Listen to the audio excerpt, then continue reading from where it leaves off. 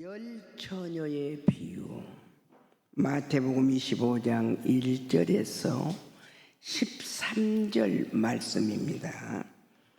마태복음 25장 1절에서 13절 말씀. 오늘 밤 말씀은 마태복음 25장 1절에서 13절 말씀으로 은혜를 받겠습니다. 자, 1절에서 3절 읽어보세요. 그때에 천국은 마치 등을 들고 신랑을 맞으러 나간 열 처녀와 같다 하리니 그 중에 다섯은 미련하고 다섯은 슬기 있는 자라. 미련한 자들은 등을 가지되 기름을 가지지 아니하고. 아멘. 아멘. 그때에 천국은 마치 등을 들고 신랑을 맞으러 나간 열 처녀와 같다 그랬습니다. 천국은 마치 신랑을 맞으려 등불을 들고 나가는 열 처녀와 같다고 하셨습니다. 이 말씀은 신랑을 맞이하는 신부의 마음, 즉 준비된 믿음의 마음이 있어야 천국을 소유할 수 있다는 뜻입니다. 열 처녀 중 다섯은 슬기롭고 다섯은 미련하였다고 했습니다. 슬기로운 다섯은 기름을 준비하였으나 미련한 다섯은 등을 가졌으되 기름이 없었습니다. 주님은 슬기로운 자와 미련한 자의 차이가 기름의 준비, 유무에 있다고 합니다. 슬기로운 자녀는 유를 장설하고 미련한 다섯 처녀는 무를 만들어내는 유무를 놓고 말씀을 하시고 계십니다. 이 기름이 무엇인지 구약으로 가서 살펴보겠습니다. 우리 출애굽기 29장 13절 14절 말씀을 한번 띄워주세요.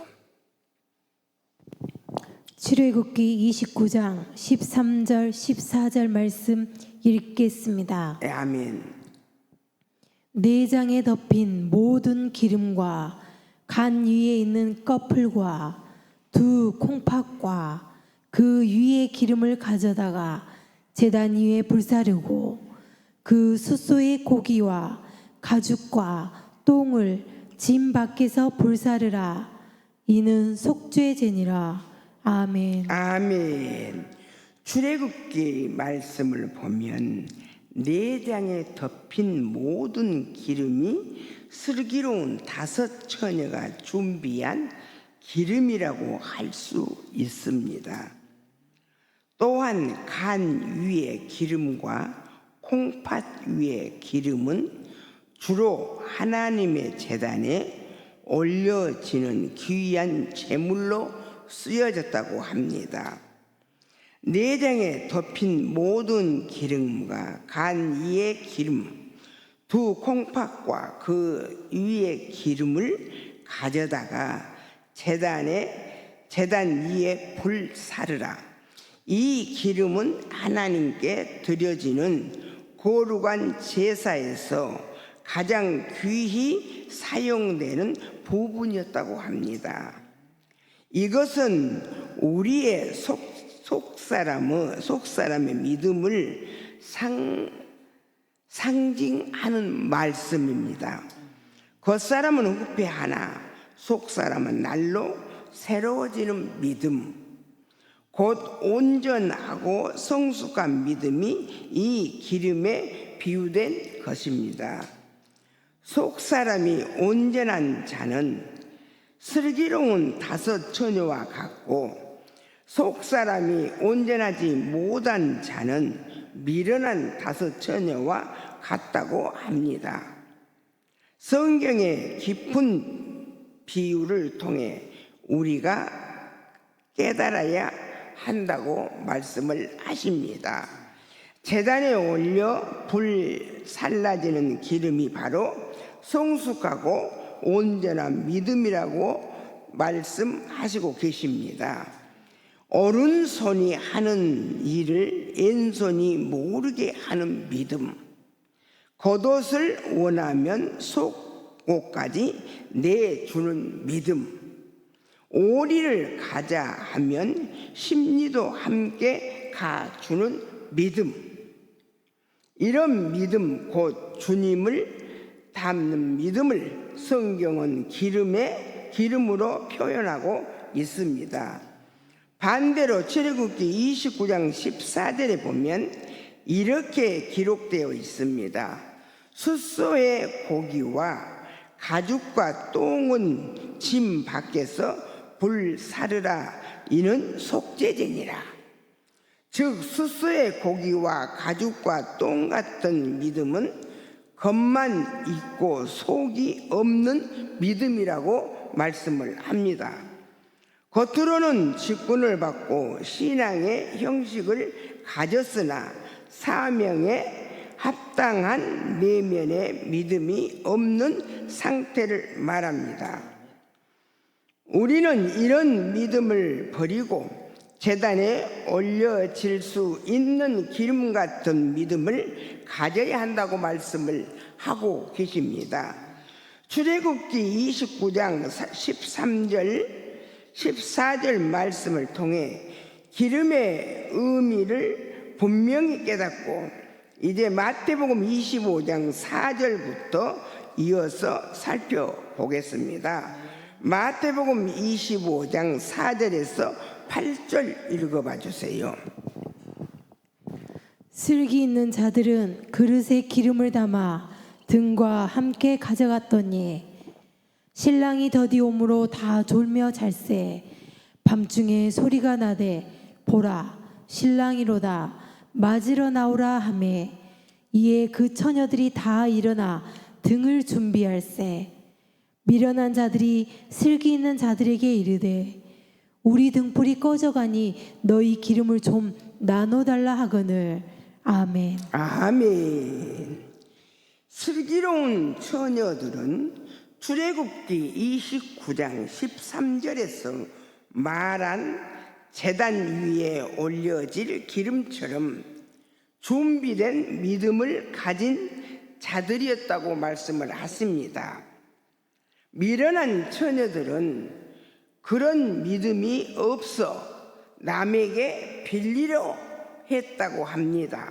그러나 믿음을 빌릴 수는 없습니다. 신랑이 더디 올 때 그들의 등불은 꺼져 버렸습니다. 이 귀한 기름 곧 내면의 믿음 간 위에 덮인 기름과 콩팥 위에 기름 같은 믿음은 미련한 처녀들은 준비하지 못했다고 말씀을 하고 있습니다. 그래서 그들은 어려운 때 빛을 잃을 것이라고 말씀을 합니다. 우리는 미련한 다섯 처녀처럼 준비되지 않는 믿음으로 살면은 절대 안 된다고 말씀을 하시고 계십니다. 믿음의 등불이 꺼지지 않도록 늘 기름을 채워야 합니다. 자, 9절 읽어보세요. 슬기 있는 자들이 대답하여 이르되 우리와 너희가 쓰기에 다 부족할까 하노니 차라리 파는 자들에게 가서 너희 쓸 것을 사라 하니. 아멘. 아멘. 슬기로운 자들이 말을 합니다. 우리가 너희에게 나눠주면 우리도 쓸 수 없고 너희들도 쓸 수 없이 부족할까 하니 차라리 가서 너희에게 파는 사람들에게 너희는 가서 사서 써라. 믿음은 남에게 의지할 수가 없단다 라고 말씀을 하십니다. 자신의 제단에 기름을 준비하고 채워야 한다고 합니다. 10절을 읽어보세요. 그들이 살아간 사이에 신랑이 오므로 준비하였던 자들은 함께 혼인잔치에 들어가고 문은 닫힌지라. 아멘. 혼인 잔치가 열리고 슬기로운 자들은 들어가면 문이 닫혔습니다. 저와 여러분은 이런 신세가 되면 절대 안 되겠지요. 겉으로만 하나님을 믿는 것이 아니라 내면 깊이 간직된 믿음, 즉 간과 콩팥 위에 기름 같은 믿음으로 준비되어야 한다고 합니다. 이런 믿음이 신랑을 맞이할 준비된 신부의 믿음이면 이 믿음을 가진 사람은 하나님이 즉각 응답하시고 큰 일을 이루신다고 하십니다. 11절에서 13절 읽어보세요. 그 후에 남은 처녀들이 와서 이르되 주여 주여 우리에게 열어주소서. 대답하여 이르되 진실로 너희에게 이르노니 내가 너희를 알지 못하노라 하였느니라. 그런즉 깨어있으라. 너희는 그날과 그 때를 알지 못하느니라. 아멘. 우리의 믿음이 슬기로운 다섯 처녀와 같은 믿음이 되시기를 바랍니다. 이 믿음이 바로 하나님이 보시는 내면의 믿음입니다. 미련한 처녀들이 나중에 와서 주여 주여 우리에게 문을 열어주소서라고 합니다. 그들은 직분만 있고 내면이 없는 믿음을 가진 자들이었습니다. 신랑이 냉대할 수밖에 없는 이 믿음, 신랑은 내면을 보고 신부를 찾거늘 내면에 갖추어지지 않는 이는 믿음, 임직식을 할 때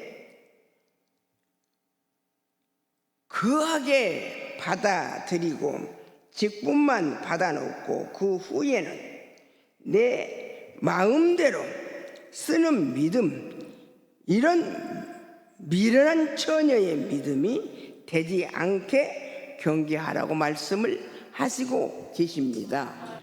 보이는 믿음, 형식적인 믿음은 천국을 이루지 못합니다. 참된 믿음은 제단에 올려질 수 있는 내면의 기름 같은 믿음입니다.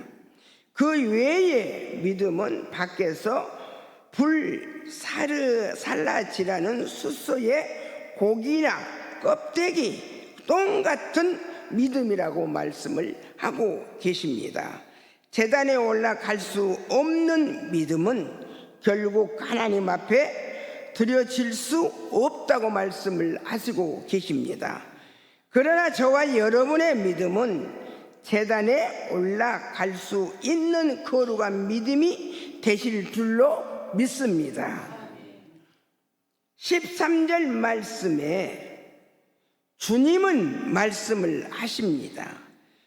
그러므로 깨어 있으라. 너희는 그날과 그 때를 알지 못하느니라. 깨어 있으라 하신 말씀은 곧 너희 내면의 믿음에 기름을 채워라. 그러면 내가 너를 신부로 맞이하리라는 뜻입니다. 이것이 천국 백성의 믿음이면 민족을 살리고 나라를 살리고 천국을 이루는 믿음이라고 하셨습니다. 그러므로 우리는 깨어있는 믿음, 하나님을 영화롭게 하는 믿음을 가져야 합니다.